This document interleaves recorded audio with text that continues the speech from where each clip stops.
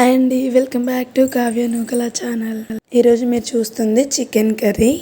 కాకపోతే ఇది boiler chicken కాదు, నాటుకోడి చికెన్ లాగా ఉండే జుట్టుకోడి చికెన్ అన్నట్టు. ఇలా మమ్మీ వీడియోలో చూపించినట్టుగా 2-3 టైమ్స్ మంచిగా క్లీన్ చేసుకోవాలి. అందులో బ్లాక్గా కనిపిస్తుంది చూడండి, అది చేదు అని అంటారు.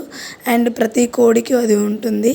దాన్ని మనం సరిగ్గా క్లీన్ చేసుకోవాలి. దాన్ని రిమూవ్ చేస్తేనే అప్పుడు కర్రీ బాగుంటుంది, లేకపోతే కర్రీ అంతా చేదైపోతుంది.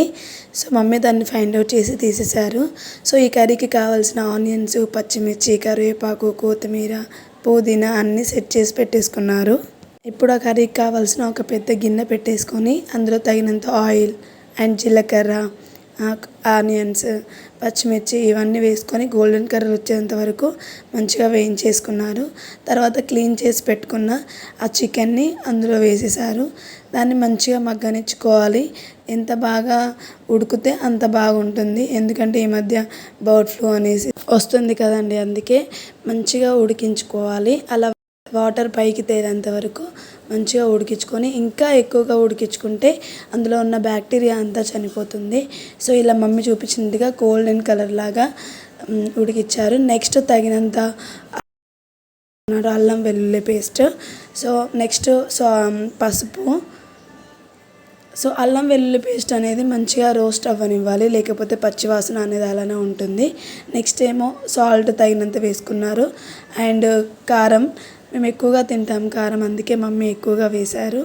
అండ్ నెక్స్ట్ కొంచెం పుదీనా అనేది, అంటే కర్రీలో వేస్తుంది, తర్వాత గార్నిష్ కోసం వేస్తుంది. కర్రీలో వేస్తే ఆ ఫ్లేవర్ అంతా ఆ కర్రీకి పడుతుందని మమ్మీ కర్రీలో వేశాక తర్వాత గార్నిష్ కోసం టాప్లో వేస్తుంది. సో కర్రీ చూడ్డానికి మాత్రం చాలా టెంప్టింగ్గా ఉంది కదండి. అండ్ జుట్టుకోడి చికెన్, ఇది యాజ్ ఇట్ ఈస్ నాటుకోడి చికెన్ లాగానే ఉంటుంది. సో నెక్స్ట్ మమ్మీ తగినంత వాటర్ అనేది యూస్ చేశారు, ఇంకా ఎక్కువగా కుక్ అవ్వడానికి. ఎందుకంటే ఫ్రై వద్దు అనేసి ఫ్రై లాగా చేద్దామని అనుకున్నారు ఫస్ట్, బట్ ఫ్రై లాగా వద్దు, కొంచెం గ్రేవీ కావాలి రైస్లోకి అనేసి వాటర్ పోసారు.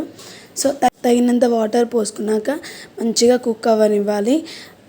తర్వాత కొంచెమే సాల్ట్ వేసాం కదండి ఇందాక, అందుకే మమ్మీ ఇంకా కొంచెం సాల్ట్ అండ్ పెప్పర్ పౌడర్ అంటే మసాలా, చికెన్ మసాలా వేసుకున్నారు. సో కర్రీ చూస్తే మాత్రం చాలా బాగుంది, అలాగే టేస్ట్ కానీ చాలా బాగుందండి. దీనికి మేము కాంబినేషన్గా బగారా చేసుకున్నాము, బట్ కర్రీ మాత్రం చాలా బాగుంది. తర్వాత ఇప్పుడు గార్నిష్ కోసం అండ్ కొత్తిమీర వేసుకున్నారు. ఒకవేళ మీకు ఈ కర్రీ రెసిపీ అనేది నచ్చినట్లయితే ప్లీజ్ కమెంట్ చేయండి, షేర్ చేయండి అండ్ సబ్స్క్రైబ్ చేయండి. సో కర్రీ చూసారా ఎంత బాగుందో, చూడ్డానికే కాదండి తినడానికి కానీ టేస్ట్ వైజ్ చాలా బాగుంది. చాలా బాగా చేశారు మమ్మీ. ఇంట్లో మీరు ఒకసారి ట్రై చేయండి. Thank you for watching this video. Bye.